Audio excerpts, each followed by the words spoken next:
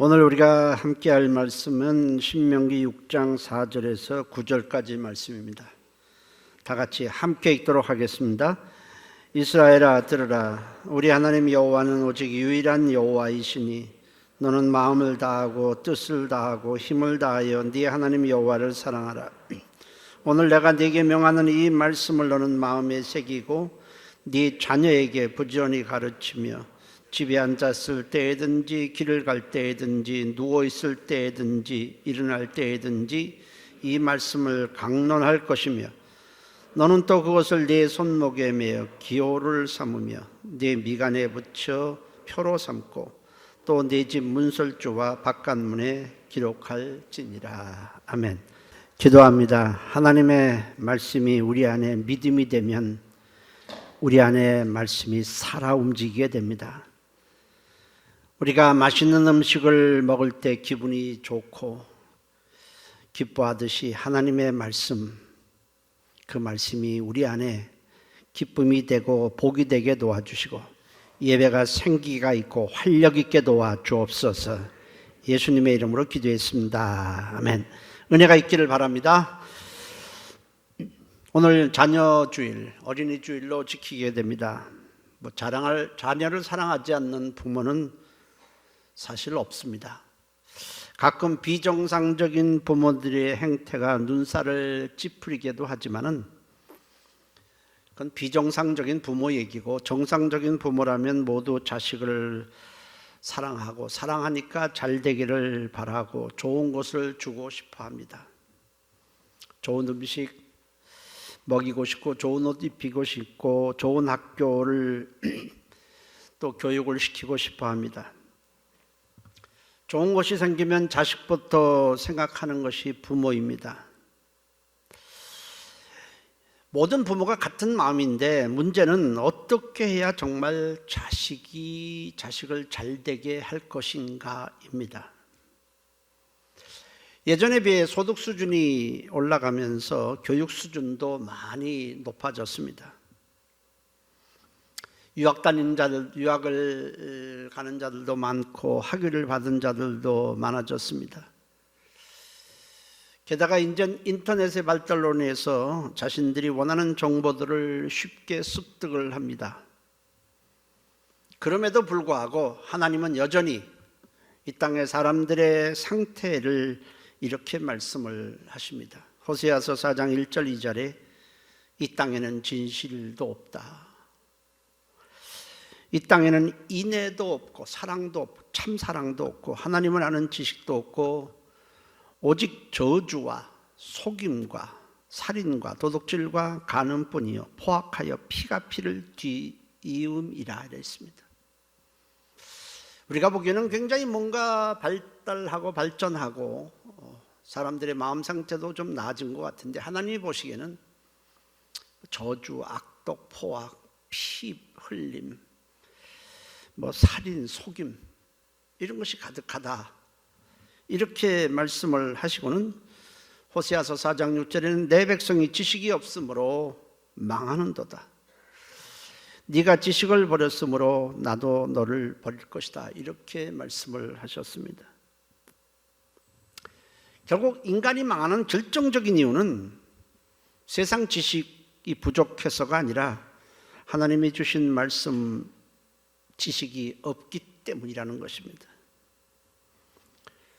우리가 많이 안다고 해서 참 지식은 아닙니다. 거짓 지식이 사실 거의 대부분입니다.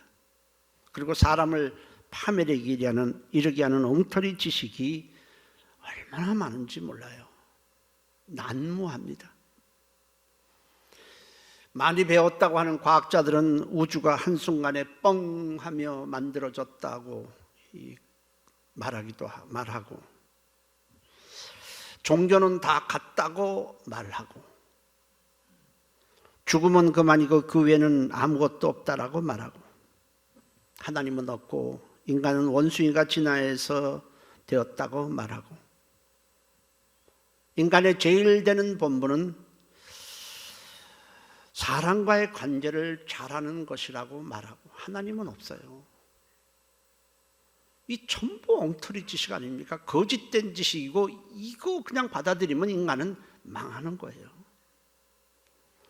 이런 잘못된 지식, 거짓된 지식이 세상에 팽배하고 이런 것에 속아 사니까 인간은 결국 망할 수밖에 없는 겁니다.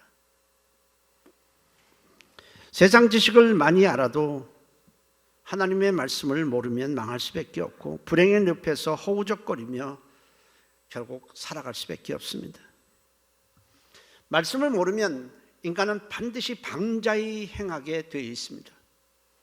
잠언서 29장 18절에 묵시가 없으면 백성이 방자히 행하거니와 율법을 지키는 자는 복이 있도다 했습니다. 묵시라는 것은 하나님의 말씀을 가리킵니다. 방자히 행한다는 것은 제멋대로 행동하는 것을 말합니다. 그럴 수밖에 없어요. 모든 것에는 다 룰이 있게 마련이고 법칙이 있게 마련입니다. 회사에도 교회에도 다 룰이라는 것이 있는데 어떻게 살아야 되는지 룰을 모르니까 자기가 하고 싶은 대로 자기가 원하는 대로 살게 되는 것입니다. 우리가 반드시 알아야 할 지식은 하나님의 말씀 지식입니다. 사람들은 세상 지식을 많이 아는 것은 굉장히 높이 평가하면서도 하나님 말씀을 많이 아는 것에 대해서는 사람을 이렇게 높이 평가하지 않아요.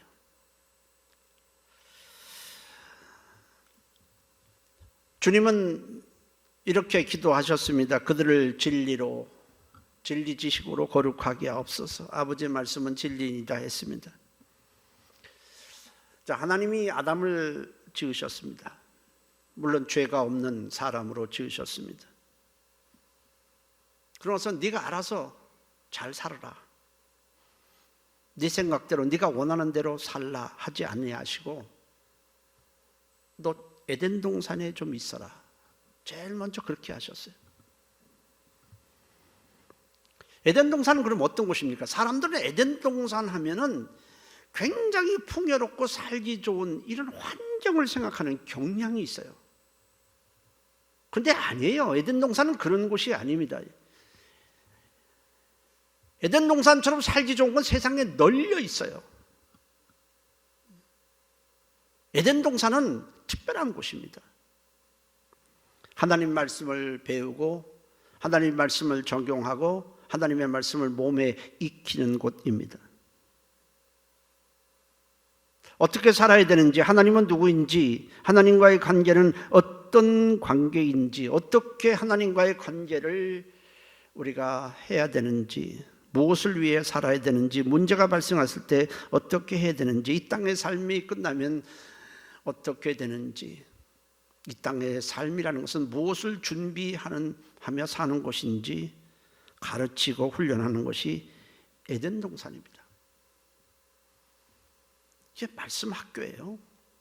말씀을 훈련하는 학교가 바로 에덴 동산인 것입니다. 하나님께서 가르쳐 주지 않으면 아담과 하와는 결국 자기 생각대로 살아가다가 결국 멸망하고 말 거예요. 우리가 아이를 낳으면 아이 보러 그냥 알아서 살라고 그럽니까? 그런 부모는 없잖아요.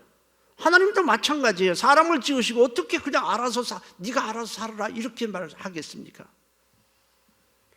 당연히 하나님이 사람을 지으시고 가장 제일 먼저 할 일은 벌써 말씀을 가르쳐 주는 겁니다.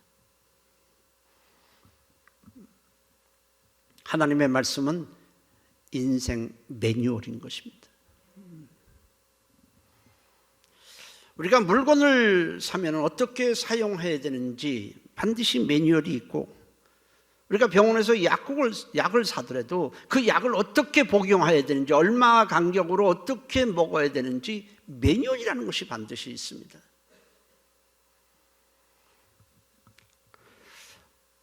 하나님은 사람을 지으신 후에 어떻게 살아야 하는지 매뉴얼을 반드시 알려주어야 했습니다.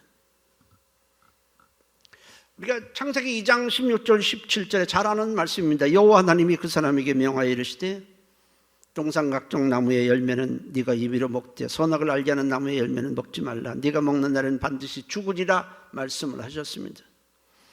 이 말씀은 단순히 선악을 알게 하는 나무의 열매에 대한 얘기가 아닙니다.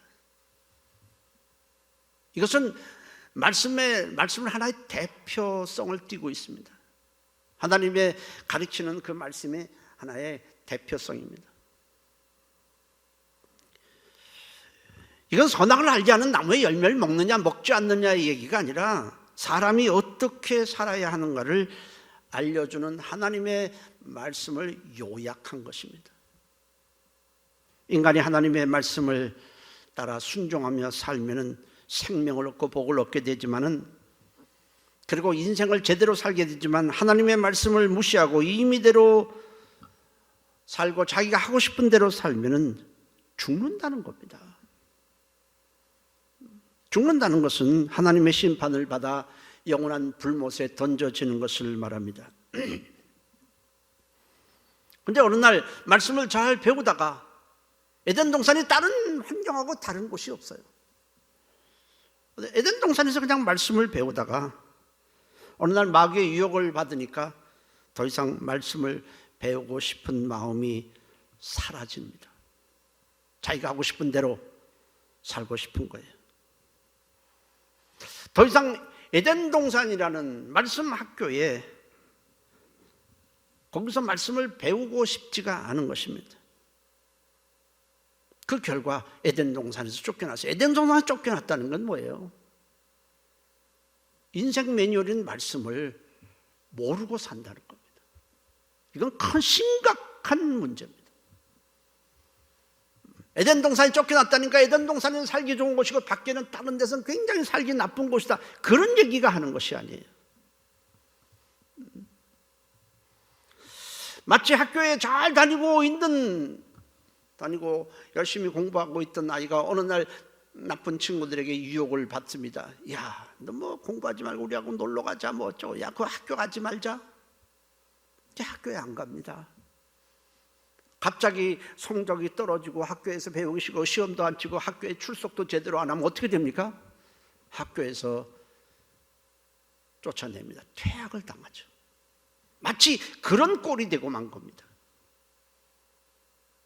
에덴 동산에서 쫓겨난 인간, 어떻게 살아야 되는지 말씀 매뉴얼 자체가 없어진 겁니다.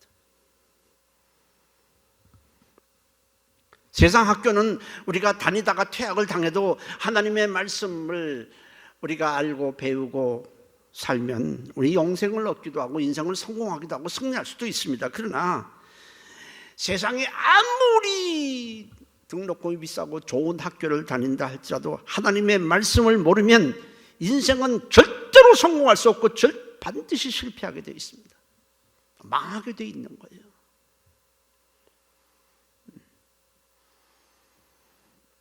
아담 이후에 인간은 인생 매뉴얼을 잊어버렸습니다.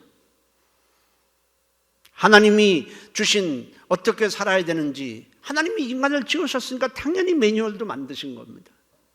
그 매뉴얼을 모르니까 자기가 원하는 대로, 마음이 원하는 대로 살아가다가 결국 하나님의 진노를 받게 되는 것입니다. 에베소서 2장 3절에 전에 우리도 다 그 가운데서 우리 육체와 마음이 원하는 것을 하여 본질상 진노의 자녀였다고 말합니다.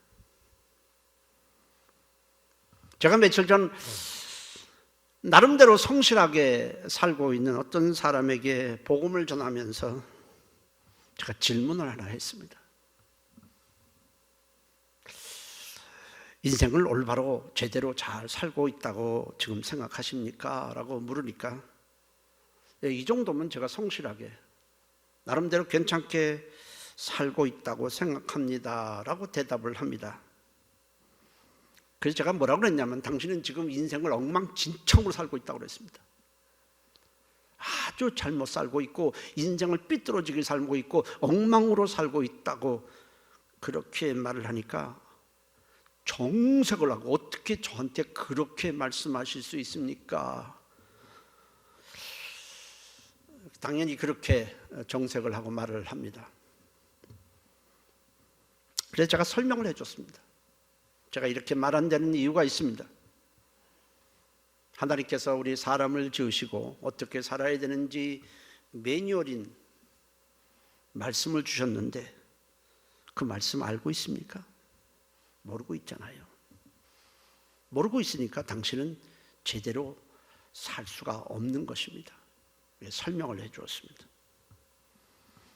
그러면서 인생을 망치지 아니하려면, 한 번뿐인 인생을 엉망진창으로 살지 않으려면 반드시 하나님이 알려주신 인생 매뉴얼이라는 말씀을 당신은 듣고 배워야만 합니다. 교회 가셔야만 합니다 라고 대답을 해 주었습니다.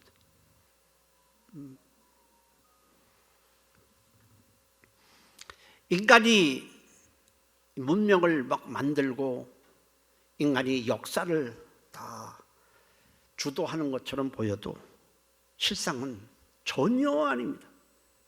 오직 하나님의 말씀이 세상 역사를 만들어가고 있고 주도하고 있습니다. 우리는 성경에서 이 사실을 얼마든지 확인할 수 있습니다. 어떤 나라가 세워지고 어떤 나라가 흥하고 어떤 나라가 쇠퇴하고 어떤 나라가 망하는 모든 것이 하나님이 말씀하신 그대로 진행된다는 것을 우리는 성경에서 확인할 수 있습니다. 최고의 역사학자라고 이름을 부르는 사람은 아놀드 토인비입니다. 아놀드 토인비는 한평생 지금까지 세계의 역사를 연구하고 살펴본 후에 12권의 방대한 책을 집필했습니다. 그런 모든 역사를 한 나라가 흥하고 한 나라가 세워지고 한 나라가 없어지고 또 다른 나라가 세워지고 또 나라가 망하고, 인간들은 나름대로 이래서 무너졌다 저래졌다 무너졌다 이렇게 얘기를 하지만, 로마는 이래서 무너지고 바벨론은 이렇게 해서 무너지고 어떤 나라는 또 이렇게 해서 쇠퇴하고 나름대로 인간 입장에서 얘기하지만 아놀드 토인비는 그렇게 말하지 않습니다. 세계의 모든 역사의 진행을 자세히 연구하면서 자기가 발견한 건 3가지라고 했습니다. 첫째로, 사람이 아무리 애쓰고 노력해도 사람의 뜻대로 되지 않는다는 겁니다. 절대로 사람의 뜻대로 되지 않는다는 것을 알았다고 했습니다. 둘째로는 모든 것이 하나님의 뜻대로만 되더라는 것입니다. 그가 어느 날 성경의 말씀과 세계의 역사를 한번 비교하고 자세히 살펴보았더니 인간의 계획과는, 인간의 뜻과는 전혀 무관하게 하나님의 말씀대로 모든 역사가 진행되더라는 것입니다. 성경은 이렇게 말해요. 사람이 마음으로 계획할지라도, 자기의 길을 계획할지라도 그의 걸음을 인도하신 이는 여호와시니라. 모든 것은 하나님의 말씀대로 진행이 된다는 뜻입니다. 세 번째로, 어떤 나라든지 말씀을 따르면 흥하지만 말씀을 거역하고 거스리면 망하더라는 것입니다. 이는 세계의 역사뿐 아니라 한 나라의 흥망성쇠뿐 아니라 모든 인간에게도 동일하게 적용이 됩니다. 하나님은 애굽에서 400년 동안 종살이하던 이스라엘 백성들을 구원해 내신 후에 광야로 인도하셨습니다. 메마른 광야. 하나님은 저들을 인도하실 때 내가 너희를 젖과 끓이 오르는 살기 좋은 가나안 땅을 너희에게 기업으로 주실 것이라고 약속을 하시고 구원해 내셨지만은 곧바로 가나안 땅으로 인도하시지 않고 광야로 인도하셨습니다. 광야로 인도하시는 것은 그 광야에서 하나님의 말씀을 심어주고 가르치고 훈련시켜 저들의 삶이 전적으로 말씀에 의해서만 살아가도록 하기 위함이었습니다.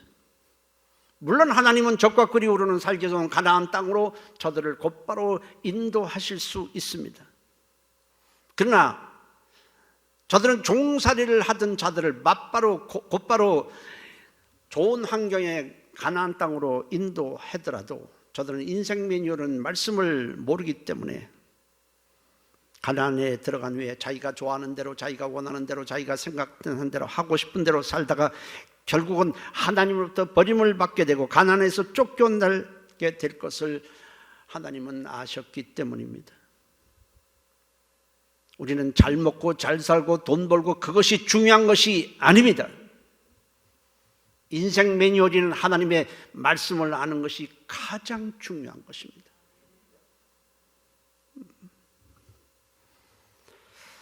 때문에 하나님은 이스라엘 백성들을 가나안 땅에 들어가기 전에 그에 앞서서 말씀 학교인 광야로 인도하신 것입니다. 광야는 말씀을 배우는 것이고 말씀을 적용하는 것이고 말씀으로 훈련하는 곳이었습니다. 이제 40년의 광야 학교가 끝나갈 즈음 이제 드디어 가나안 땅, 약속하신 가나안 땅에 입성할 때가 되었습니다. 그때 하나님은 이스라엘 백성들을 가나안 땅이 보이는 모압 평지로 전부 불러 모은 다음 한 달간 말씀을 하시게 됩니다. 그것이 바로 우리가 오늘 읽은 신명기입니다. 신명기의 핵심은 사람은 떡으로 사는 것이 아니라 말씀으로 산다는 겁니다. 그것이 신명기의 핵심입니다. 음식을 먹지 않으면 육체는 죽습니다. 하나님의 말씀을 우리가 먹지 아니하면 영혼이 죽고 어떻게 살아야 되는지 모르고 어디로 가야 되는지 모르고 살다가 결국 인생을 완전히 망쳐버리게 되는 것입니다. 마귀가 예수를 시험할 때의 시험의 내용은 우리가 세상 사람들이 추구하는 것들입니다. 네가 원하는 것 세상 것을 다 주겠다. 좋은 집, 좋은 음식, 좋은 높은 지위, 모든 것 원하는 것은 다 줄 테니 나를 따르라. 하나님 말씀을 듣지 말고 따르라 할 때 주님은 이 신명기의 말씀을 인용하셨습니다. 마태복음 4장 4절에 예수께서 대답하여 이르시되 기록되었으되 사람이 떡으로만 살 것이 아니요 하나님의 입으로부터 나오는 모든 말씀으로 살 것이라 하였느니라. 이제 가나안 입성을 앞두고 하나님은 이스라엘 백성들에게 모압 평지에서 말씀을 전하면서 장차 이스라엘 백성들이 가나안에 들어간 후에 일어날 염려거리를 세 가지를 말씀을 하셨습니다. 첫째로 너희가 가나안 땅에 들어가면 모든 것이 풍요로워질 때에 너희가 하나님을 잊어버리게 될까 내가 염려하노라 했습니다. 신명기 8장 12절 14절에 네가 먹어서 배부르고 아름다운 집을 짓고 거주하게 되며 또 네 소와 양이 번성하여 네 은금이 증식되며 네 소유가 다 풍부하게 될 때 네 마음이 교만하여 네 하나님 여호와를 잊어버릴까 염려하노라. 광야에서는 모든 중심이 하나님이었습니다. 그럴 수밖에 없었습니다. 그러나 가나안에 들어가면 여러 곳에 마음이 나뉘어지면서 하나님 중심에서 세상 중심으로 이동하게 되고 그러다 보면 하나님을 잊어버릴 수 있다는 겁니다. 이것을 하나님은 굉장히 염려하셨습니다. 사실 저도 목회를 하다 보면 어떤 성도는 너무 물질이 없어서 힘들면 기도를 하게 되죠. 좀 도와주세요. 근데 어떤 사람이 사업이 너무 번창해서 교회 나오는 횟수가 벌써 줄어들기 시작하면 저는 그것을 염려할 수밖에 없습니다. 저러다가 하나님을 떠나면 어떻게 되나? 누구든지 모르는 내용이지만 전 속으로 그렇게 합니다. 하나님, 차라리 물질을 줄여서라도 사업이 좀 어려움을 당하더라도 하나님의 말씀을 가까이 하도록 도와주세요. 절대로 큰 소리는 안 합니다. 저 혼자 기도합니다. 이건 사실이에요. 하나님의 말씀을 떠난 인간은 결국 불행해질 수밖에 없다는 것을 저는 잘 알고 있기 때문에 그렇습니다. 둘째로 염려는, 하나님의 염려는 너희가 재물이 많아질 때에 하나님이 해주셨다고 하지 않고 내 능력으로 내 힘으로 한 것이라고 말할 것이라 이걸 염려하신다고 했습니다. 신명기 8장 17절 18절에 그러나 네가 마음에 이르기를 내 능력과 내 손의 힘으로 내가 이 재물을 얻었다 말할 것이라. 네 하나님 여호와를 기억하라. 그가 네게 재물 얻을 능력을 주셨습니다. 우리가 어떤 일이 잘 풀리고 잘 된다면 내가 재주가 좋고 실력이 좋고 사교성이 좋고 내 능력이 있어서 그런 것이 아닙니다. 하나님이 전적으로 해 주신 것입니다. 한순간도 우리가 몸이 아파버리면 아무것도 못해요. 가끔가다 교회에서 11조 얘기를 하면 분을 내는 사람들이 있습니다. 왜 내 실력으로 내 힘으로 내가 직장에 당겨서 내가 열심히 장사해도 돈 번 것인데 왜 내가 11조를 드리냐고 그러는 겁니다. 왜 하나님이 것이라고 그러냐는 겁니다.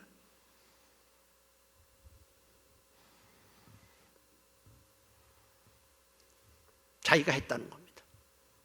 하나님을 잊어버린다는 것은 두 가지입니다. 하나는 하나님의 존재 자체를 아예 부인하는 것이고 또 하나는 하나님은 존재는 인정하지만은 내게 있는 모든 것은 내 능력과 내 힘으로 된 것이라고 말하는 것입니다.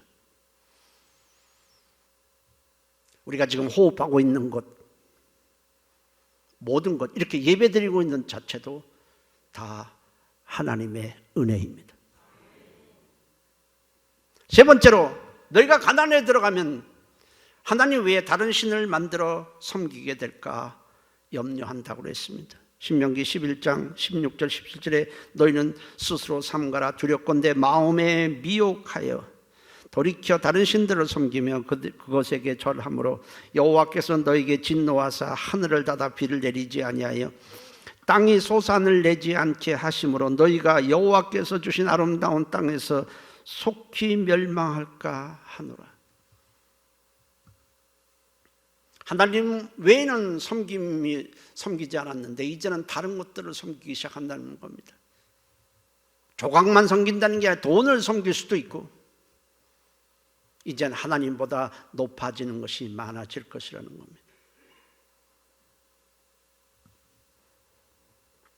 하나님은 염려하신 일들이 일어나지 않도록 하기 위해서는 너희의 미래의 자녀들에게 부지런히 하나님의 말씀을 가르치라고 했습니다.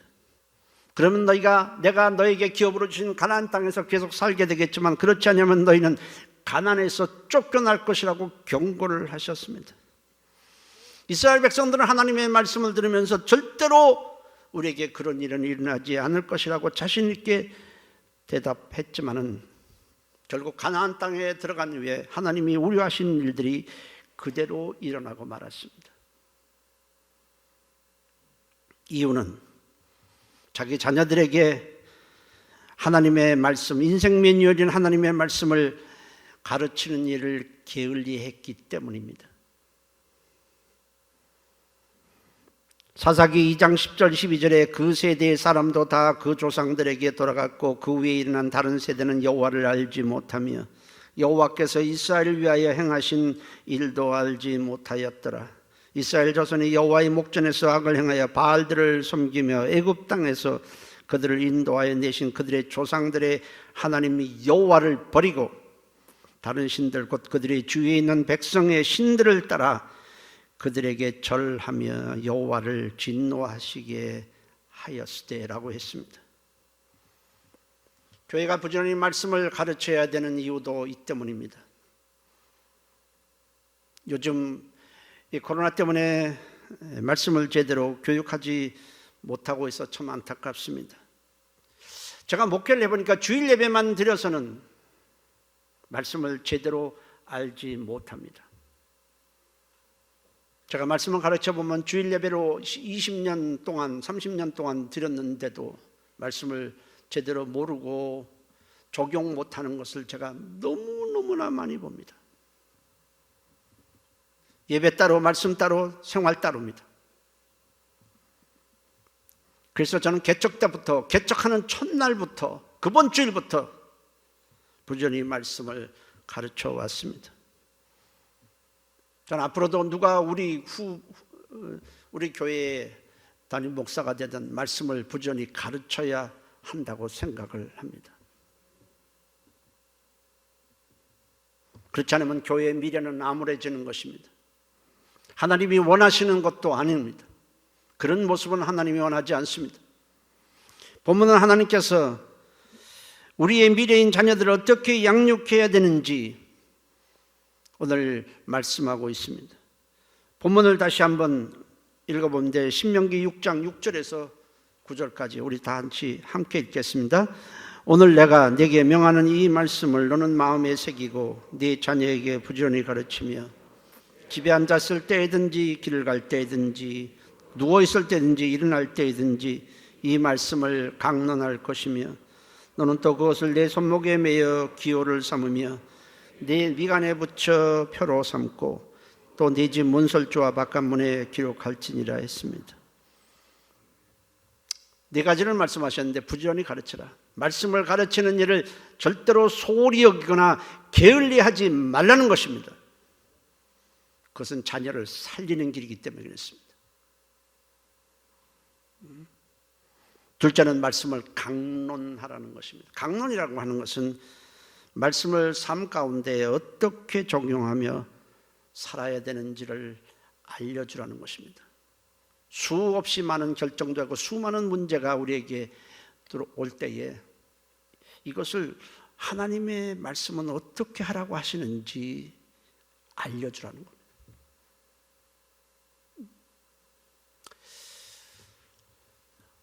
저는 목회를 상담을 하게 되는데 많은 사람들이 저에게 상담 올 때는요 이미 많은 사람들이 얘기를 듣고 와요.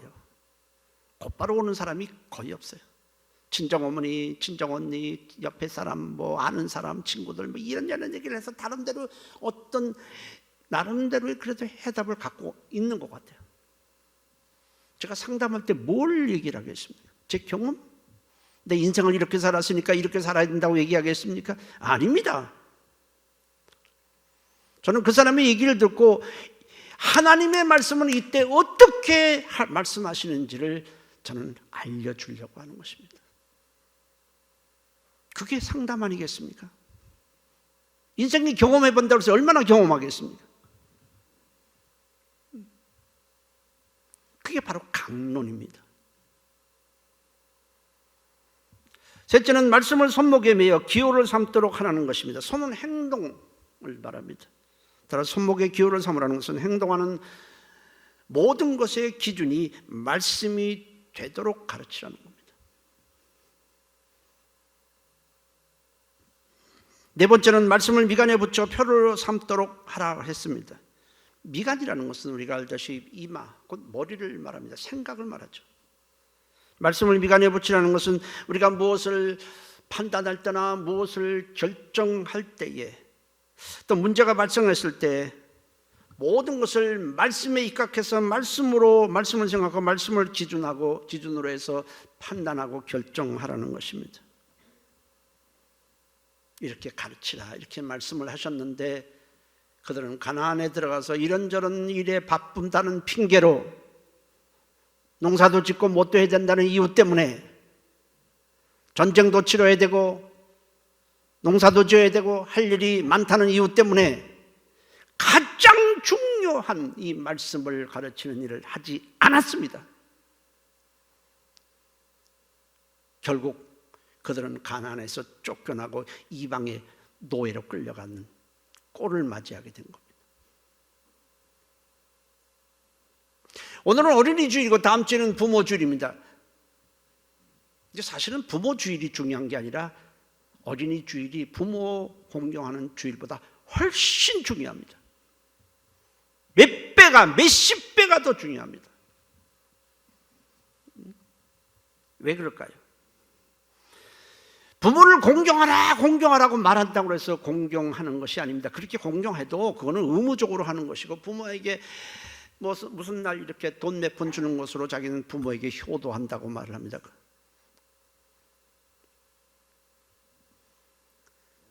우리가 자녀들에게 하나님의 말씀을 잘 가르치면 자녀들은 부모를 공경하게 되어 있습니다. 당연히 공경하죠.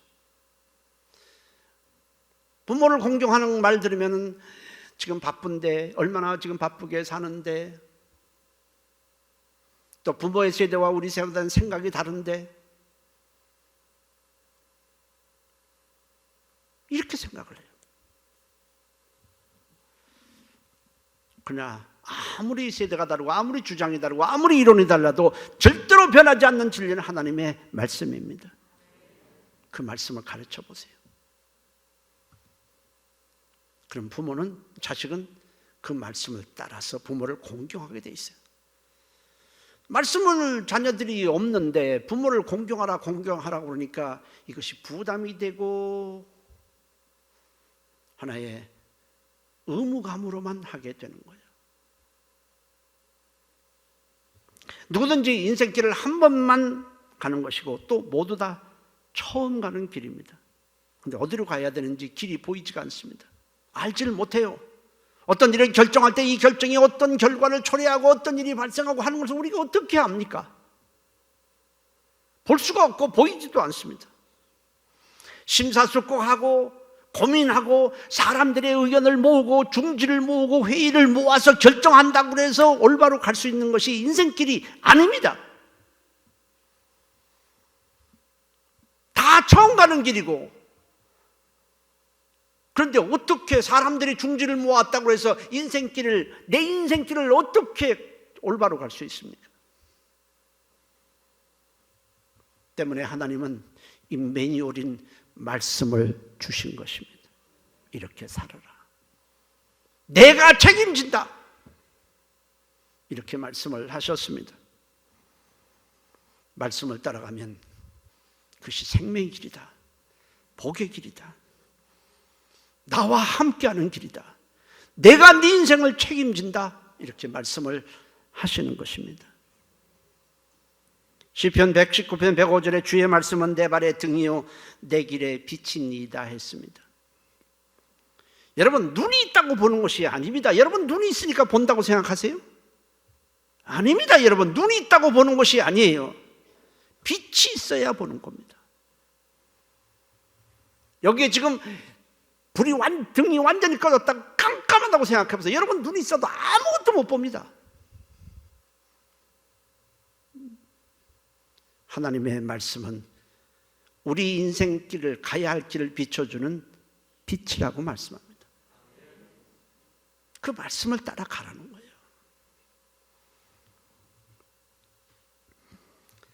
그래서 호세아 선지자는 이스라엘 백성들에게 이렇게 말합니다. 우리가 여호와를 알자, 힘써 알자, 힘써 알자. 우리는 자녀들에게 어떻게 하든지 말씀을 듣도록 해 주어야 하는 것입니다. 말씀을 모르면 자녀들은 결국 자기가 좋아하는 대로 세상 풍조를 따라 살아갈 수밖에 없고 결과는 불행입니다. 젊었을 때 예수를 믿는 게 왜 좋은 줄 아십니까? 젊었을 때 예수를 믿으면 결혼해서도 자녀들에게 반드시 말씀을 듣도록 할 겁니다. 교회 가서 말씀을 듣도록 하고 어떻게 하든지 말씀을 가까이 하도록 부모가 양육을 하게 됩니다. 근데 나이가 들어서 내가 그냥 내 멋대로 살다가 말씀 없이 살다가 어느 날 예수를 덜렁 믿는데 자녀들은 이미 가치관이 부모가 그때 하나님 몰랐을 때 심어준 가치관을 갖고 살아가고 자기가 원하는 대로 살아가고 세상 풍조를 따라 살아갑니다. 그때 너 교회 가자 안 듣는 거예요. 그래서 나이가 들어서 믿는다는 것은 그만큼 자녀들의 삶을 내가 망치는 것 꼴이 되고 마는 것입니다. 그럼 어떻게 하겠습니까? 이제라도 자녀들이 말씀을 듣도록 해야 하지 않겠습니까? 교회 안 간다고 마음만 아파할 것이 아니고 우리 고민해야 돼요. 자녀들에게 하다못해 뭐 하나의 선물을 주면서 하다못해 케이크 하나를 주더라도 그 안에 말씀을 끼워 넣어 보세요. 정성껏 써서. 그러면 에이 하면서도 볼 거 아니겠어요? 말씀을 어떻게 하든지 접하도록 해야 하지 않겠습니까? 아니면 기독교 서점에 가서 예쁜 성구를 하나 사다가 너 내 소원이니까 집안에 였다가 좀 걸어두라. 할 수도 있습니다. 같이 식사를 하면서도 내가 잘 못하는 기도이지만은 기도를 통해서 하나님을 사랑하도록 하나님의 말씀을 듣도록 할 수는 있습니다. 그렇게 해야 되지 않겠어요? 어떻게 하든지 자녀가 말씀을 접하도록 해야 하지 않겠습니까?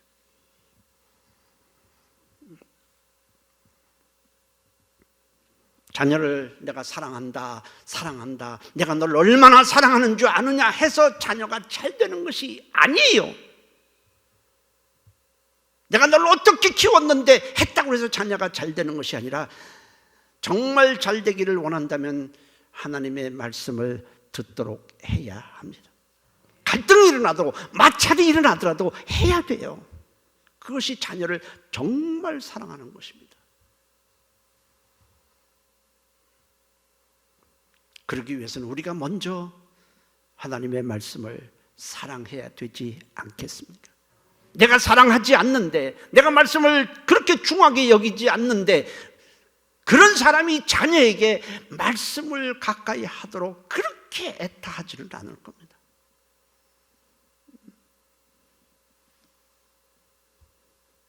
인생 매뉴얼, 하나님 말씀, 그 외에는 우리의 인생 매뉴얼이 없습니다. 하나님은 우리를 지으신 다음에 말씀을 만든 게 아니에요. 첫 번부터 말씀이 있었어요. 태초에 영원전부터 말씀이 계시니라. 그리고 인간을 만들고 이 매뉴얼을 우리에게 알려주신 것입니다. 이 세상에서 가장 귀한 책이 바로 성경 아니겠습니까? 성경이 없다면 우리는 방자에 행하다가 결국 멸망하게 되는 겁니다. 우리의 자녀들에게 인생 매뉴얼인 하나님의 말씀을 어떻게든지 가까이 하도록 심어줌으로써 우리의 자녀들이 다 잘되는 복이 있기를 주의 이름으로 축원합니다. 기도하십시다. 동성으로 기도합니다. 하나님, 내 인생의 매뉴얼도 하나님의 말씀이고 내 자녀의 인생 매뉴얼도 하나님의 말씀입니다. 이 말씀 사랑하게 도와주시고 귀하게 여기며 살아가게 도와주세요. 다 같이 한 목소리로 기도합니다. 살아계신 하나님 고맙습니다. 우리에게 인생 매뉴얼을 주옵소서.